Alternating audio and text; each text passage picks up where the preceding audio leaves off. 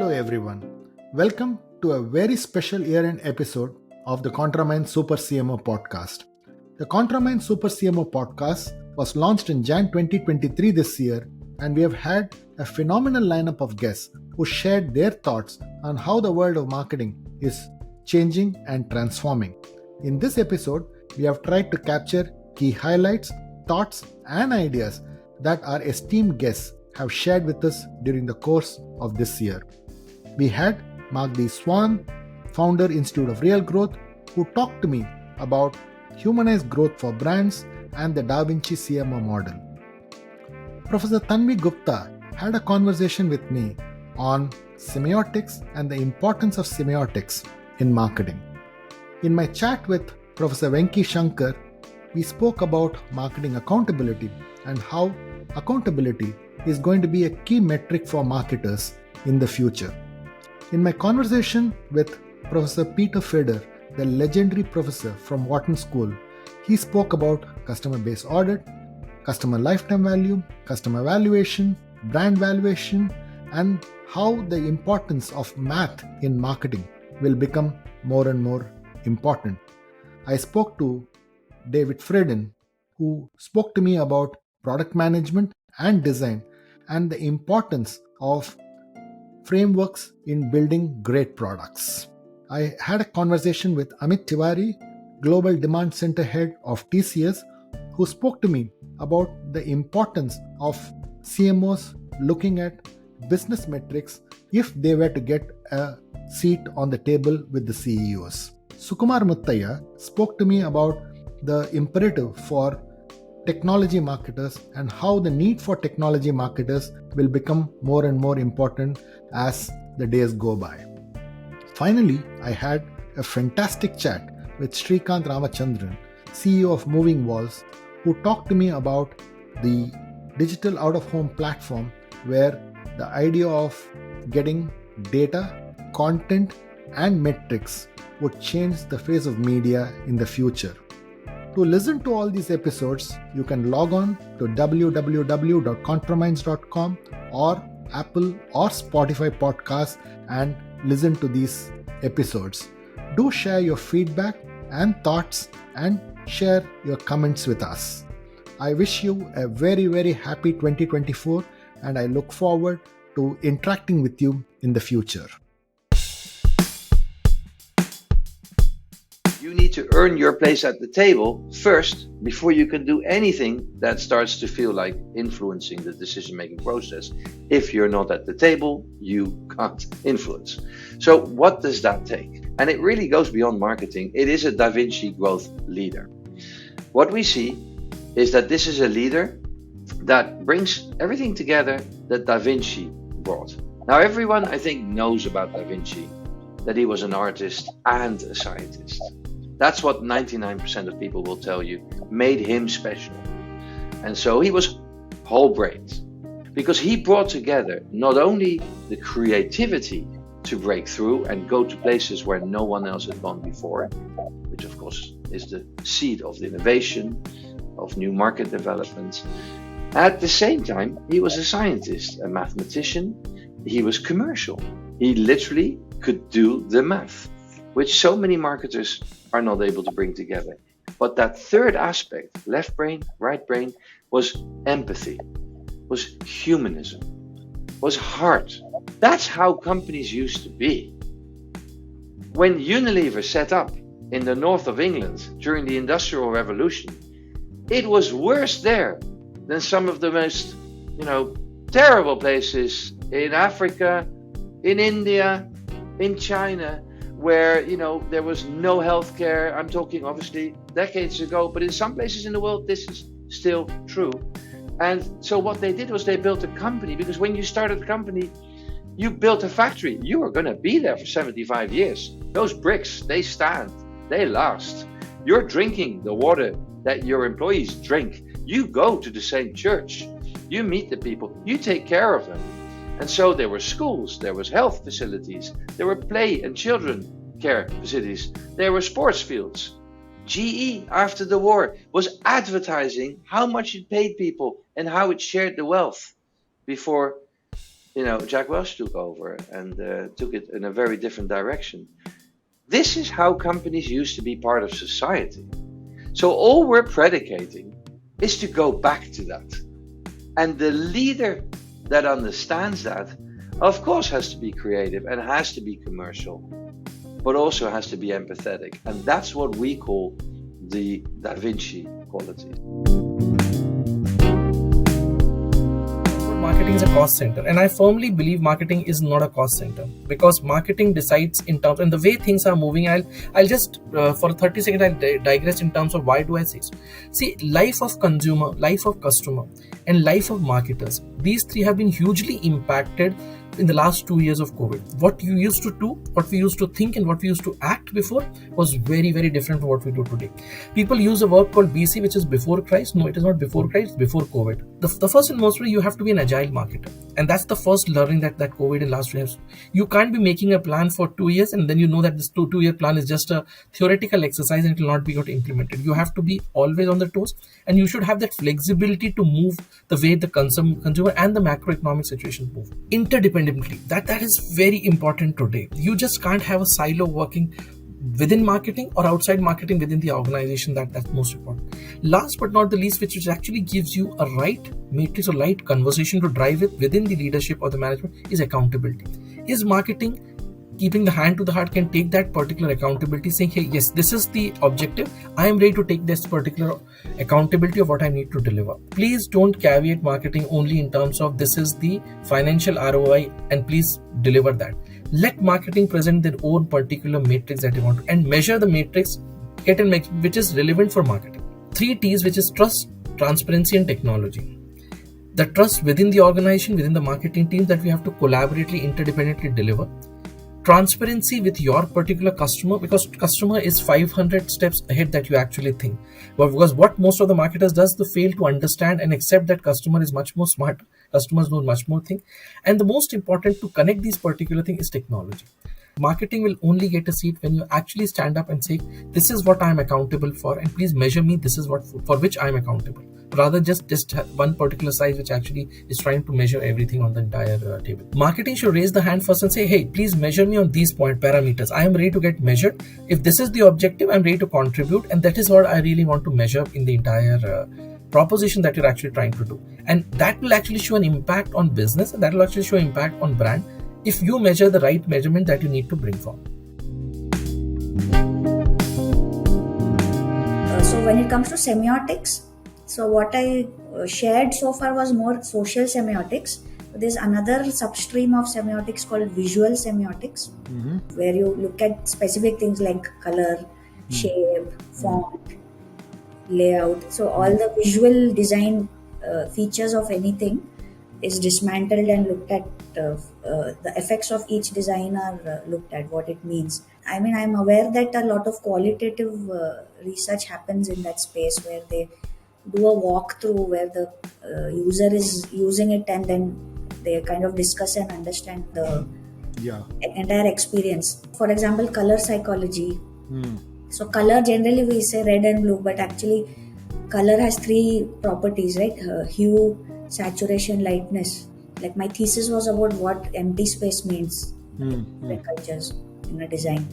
So cluttered versus spaced out design, high versus low saturation colors. So these are more, as in it's a more mechanical way of looking at things, but visual semiotics does that. Like you break it into specific design features. Not just visual, it also includes sound, symbolism.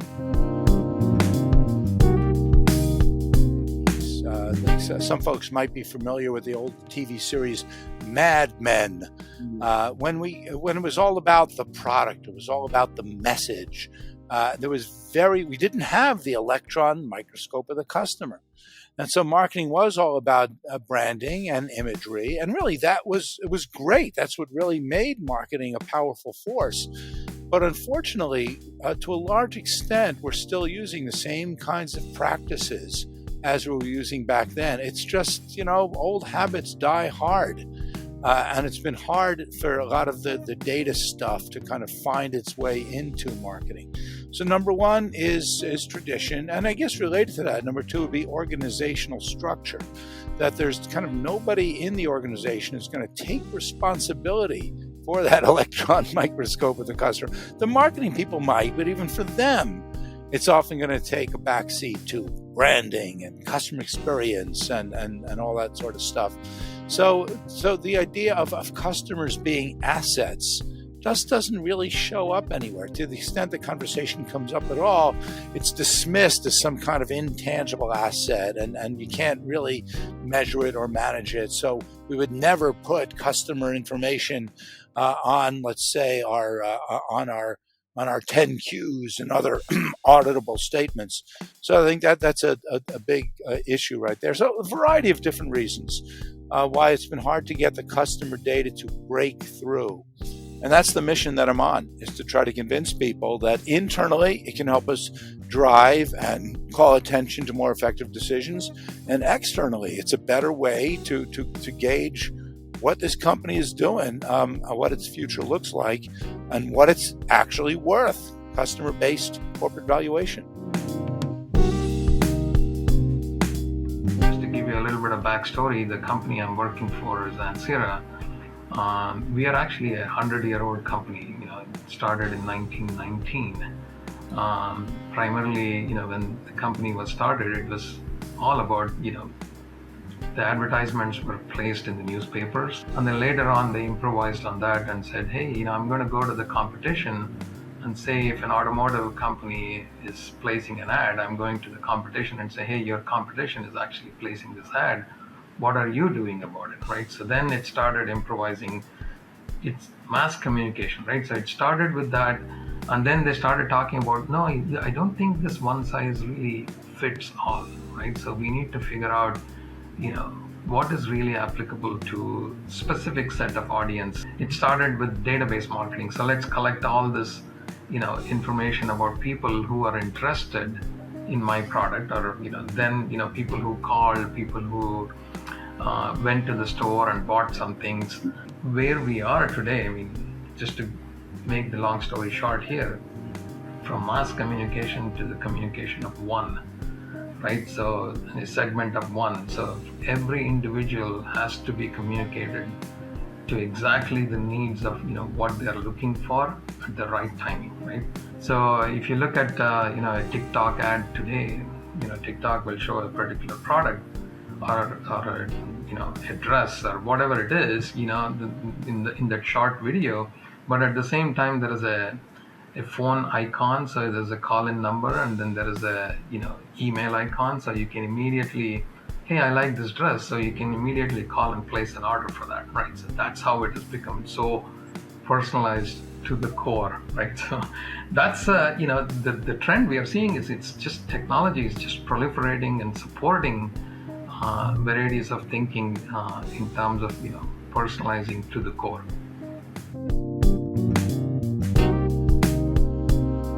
I walked past a bank the other day and they have two digital screens, one located facing outside the bank using the glass door that they have, and the other one was inside the bank, and both of them were running the same content. So I just stood by and I counted the number of content pieces running, and it was about 16 pieces of content. So I called the CMO whom I happen to know, and I said, listen, you run 16 pieces of content on what I would call as a walk past audience and a sit down audience. You're running the same promo in every branch.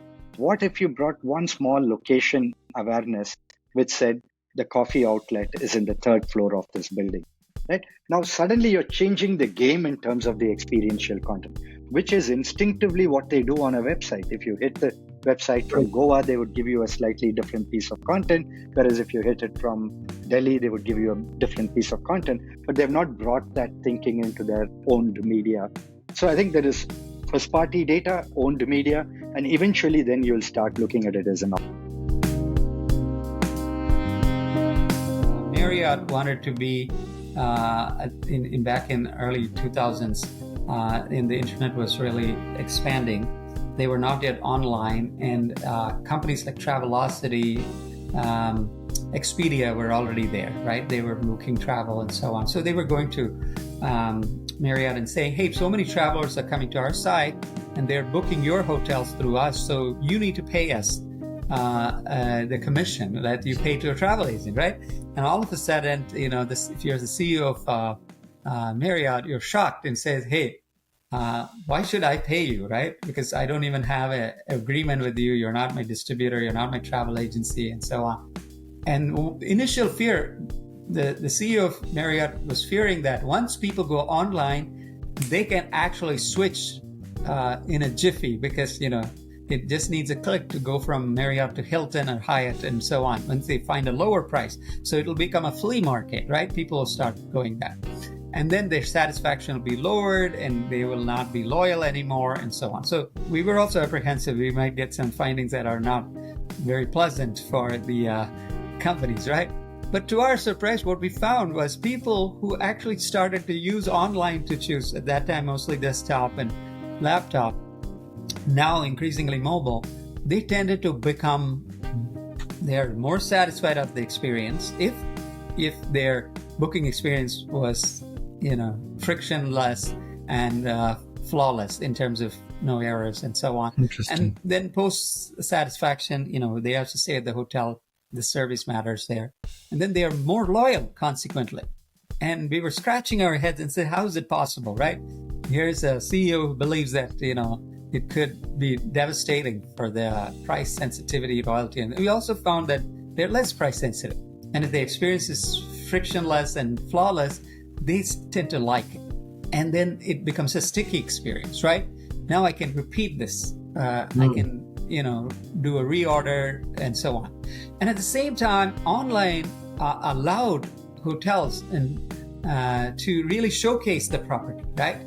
Before that, you could call an 800 number of Hilton, Hyatt, and Marriott, and just go on the brand reputation alone. You won't know how the property looks and so on. Now you can showcase. That time, Marriott could come up with 3D views of that, which we are very familiar with, used to now, right? We also find some segments want to be primarily online, primarily offline, some of them balanced. And so we have to engage with them differently. If you're a service provider or a retailer, we have to understand their needs better and try to satisfy them and delight them in these different channels. And that's really the lesson for marketers. So I think you touched upon something very interesting, which is the notion of experience. So as a product manager, how should you be thinking about product experience, or what encapsulates product experience? Well, it starts with your out-of-box experience, turning the thing on, being able to do something useful with it quickly, as opposed to, I hate to keep beating on Microsoft, but I enjoy it, turning on, a Microsoft Office product, and it says, by the way, you're on a deadline and you're going to get fired if you don't get that spreadsheet to your boss in 30 minutes. Microsoft, out of its sheer, I don't know what you call it, hatred for the customer, requires you to update the software before you can do any real work, rather than saying, hey, would you like to do it now or do it later? And as Apple does that when you get an operating system update, it asks you, do you want to do it now or do you want to do it tonight when hopefully you're sleeping? So that lack of consideration of what the customer wants to do. I'll give you another example. Back in 2018, I went to Singapore to give a speech at a product management festival. And then Cisco, who's my number one client worldwide, asked me to come to Bangalore and train about 25 product managers. So I needed to get to Bangalore from Singapore. Well, that sounds pretty simple, but there's a lot of decisions that have to be made. What mode of transportation do I want to use from the Singapore hotel to the airport? Because in Singapore, you can take a taxi, you can take an Uber, you can take a shuttle, you can take the train. I figured all that out, got to the airport, walked into the terminal. If you've ever been to the Singapore airport, it's slightly larger than Manhattan, and you have no idea where to go. and you're looking at the signs and they got arrows pointing all over the place. Reminded me of Heathrow of about 10 years ago. My phone has an app on it called TripIt, and it knew at what time I needed to get to the airport and what flight I need to get on and what airline. My phone also has GPS. My phone knew where I was at and knows from the maps inside the airport of which counter to go to. Why couldn't my phone wake up and just have a little arrow that says go over here? And it'll take you, 5 minutes to walk there or whatever it may be. So I mentioned that when I gave a talk at Samsung. So the VP of Product Management says, wouldn't someone feel kind of weird if their phone woke up and all of a sudden giving them directions? I said, no, not if the phone asked permission first, which is a notion that Samsung and Microsoft for years don't know. If you ask permission, it's perfectly okay for Siri to tell you where to go. Sometimes some products I wonder if the senior executive staff ever bothered to try to use the product or any of if they bothered to focus at all on user experience. And again, those companies that do tend to thrive. Those companies that don't tend to go out of business.